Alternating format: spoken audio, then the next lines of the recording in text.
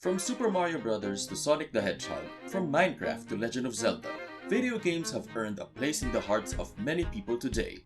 May they be inspiring, exhilarating, tragic, or simply just fun, games are undeniably a big part of our modern world. I'm John Carpena, and today I'll be talking about the intersection of video games and education. But before we get into that, I think we should talk about how the video game industry developed and how it eventually penetrated education.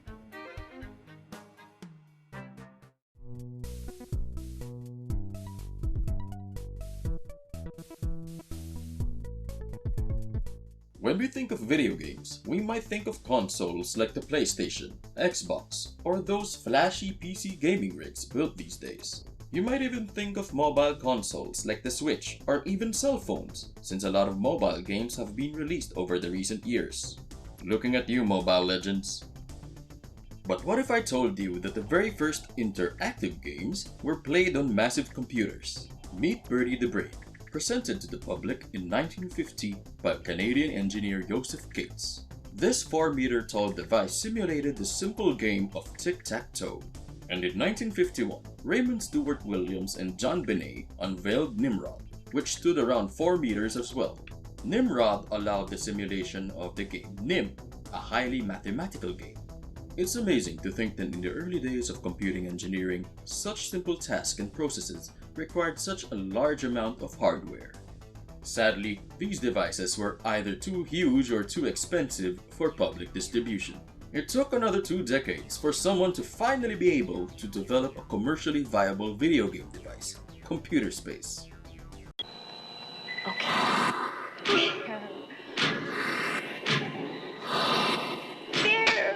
Not too long after, companies began producing video game machines for home use.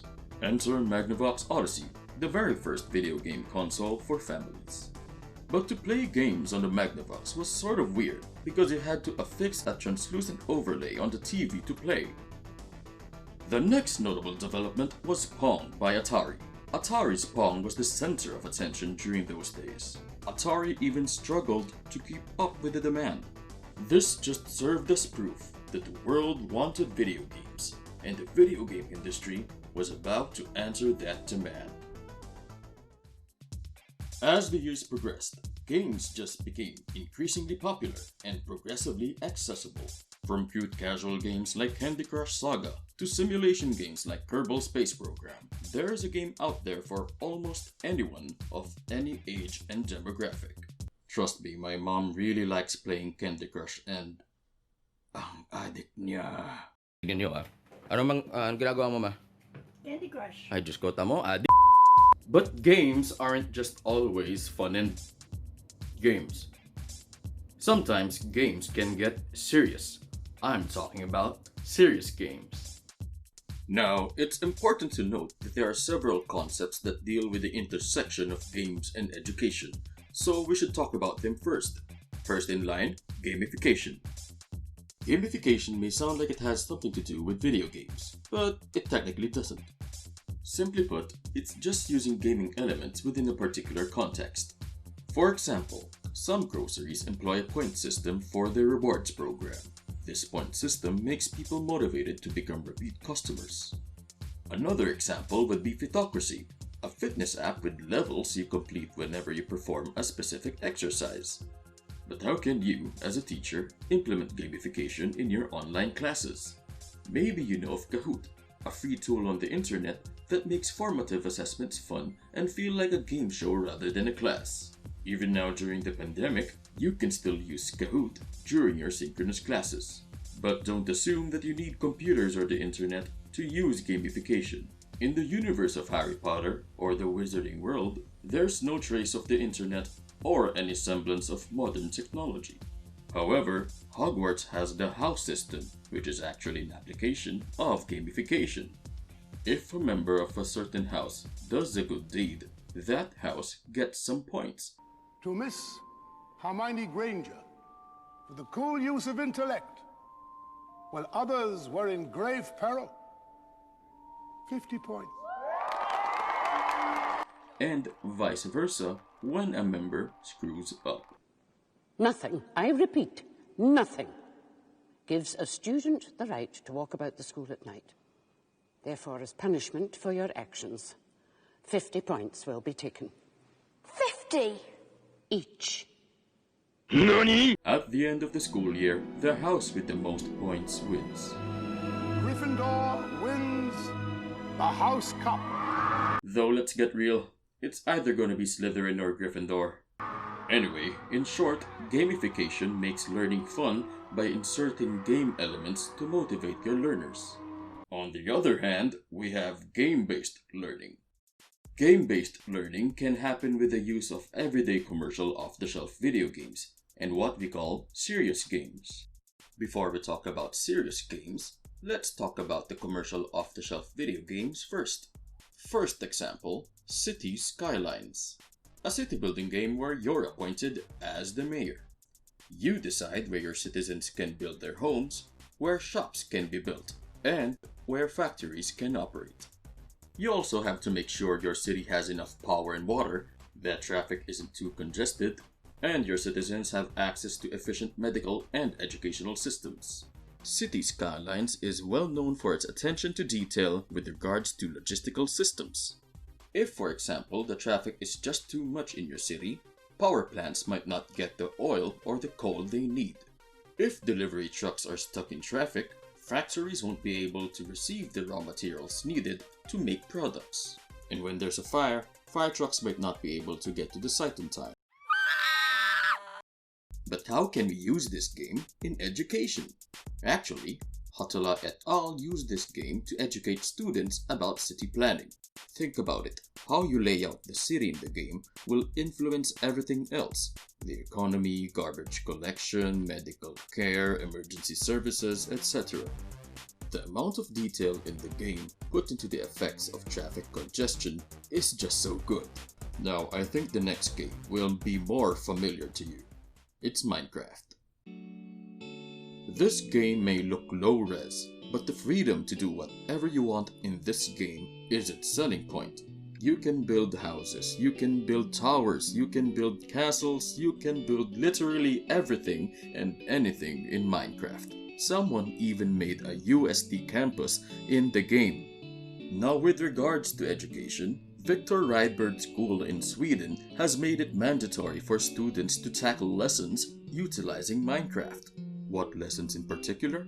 Well, lessons on electrical grids. You see, in Minecraft, you can build machines using material called redstone. Redstone works like a power source or a wire at the same time. Using redstone, you can power other equipment, such as doors. Some people actually make roller coasters using this.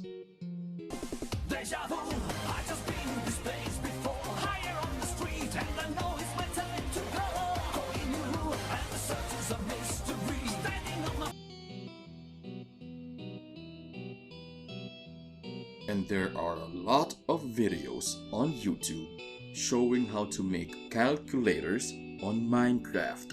Calculators. When I see kids on YouTube making these mega machines, God, buti na lang hindi ako nag-engineering. The benefits of Minecraft in education have been time and time again investigated. For example, it's been used to help students understand Roman architecture.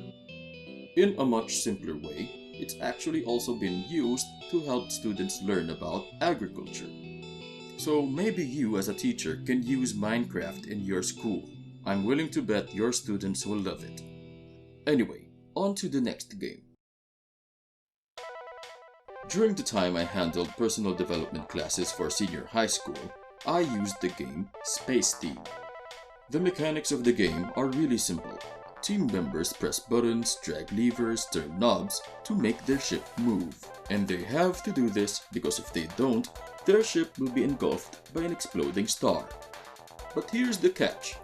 Everyone has a different set of panels and gizmos on their screens. And the instructions that appear on your screen almost never pertain to the set you have. You need to relay the instructions you see on your screen to your teammates. And this doesn't happen on a turn-by-turn basis. You all receive instructions all at the same time. you don't know who to tell the instructions to. And if you fail to relay the instructions, they fail to press the correct button or whatever. Their time runs out, and eventually the ship gets eaten by the supernova. As you can imagine, this can lead to extremely frantic moments between players. Extra sauce. Extra sauce. Extra sauce. Wala ko nun. Okay, wala sa akin, wala sa... Ano? Pressurized spigot. Guys, pressurized spigot. Wala sa... Asteroid, shake. Okay, deactivated. Just three. Shake, shake, shake, shake. So what do I do in connection to my class? Well, first, I let them play on their own. Second, I let them see that the way they're doing it, they might die early in the game because they're not communicating properly. After that, I give them a little coaching session on how to make it better, how to communicate better. And that's how I enter my lesson. And then after the lecture, they'll apply the concepts within the lesson to the game itself. And then hopefully, by practicing within the game, they might be able to adapt it into their real lives. With guidance and possibly modifications from teachers, commercial off-the-shelf video games can be a good way to help facilitate student learning. Now what about the other kind of games? What we call serious games. While the previous games were designed primarily for fun and entertainment, serious games are used for training and education. Most of these games are free and can be played using browsers. One example is Nitrotype. Nitrotype is primarily modeled to be a practice tool for users to exercise and improve their typing accuracy and speed.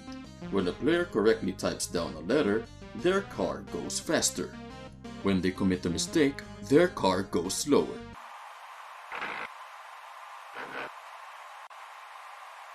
So you see, this game, as a serious game, teaches someone directly and overtly. Next up, we have Lightbot. In Lightbot, you help a cute little robot turn on blue tiles. You help the little robot by programming it using little icons. Some teachers use this as a guide for programming lessons.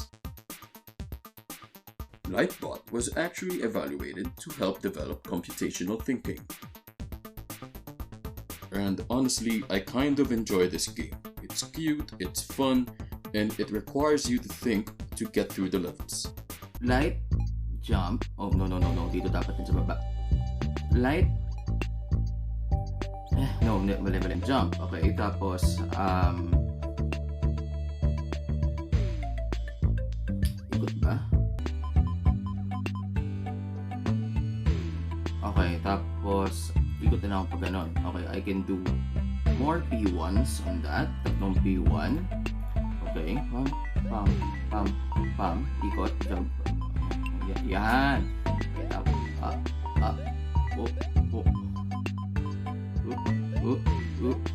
Yes! When I was a kid, this was one of my favorite games.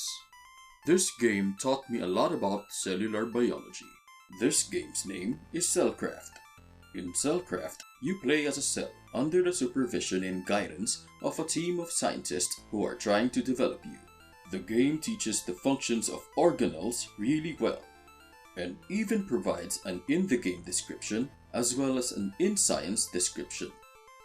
Later in the game, you also have to protect the cell from pathogens.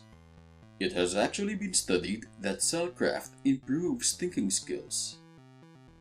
The game's looks and mechanics are still very much acceptable by today's standards. And honestly, while I was recording this video, I kind of didn't notice the time and ended up playing more than I needed for this webinar, so... So, given all that, gamification, game-based learning, serious games, how can you, as a teacher right now, implement these things into your online classes? Well, the short answer is, it depends. It really depends on a lot of things, and we'll talk about that now. The first factor you might want to consider is pricing. Of course, games tend to be expensive. For starters, City Skylines cost around 1.5k and Minecraft 1.3k. But There's such a thing as Minecraft for education, which is around 300 pesos a year per student. So there's that. But if you really want things to be accessible financially speaking, you may opt to use the serious games because these games are usually free.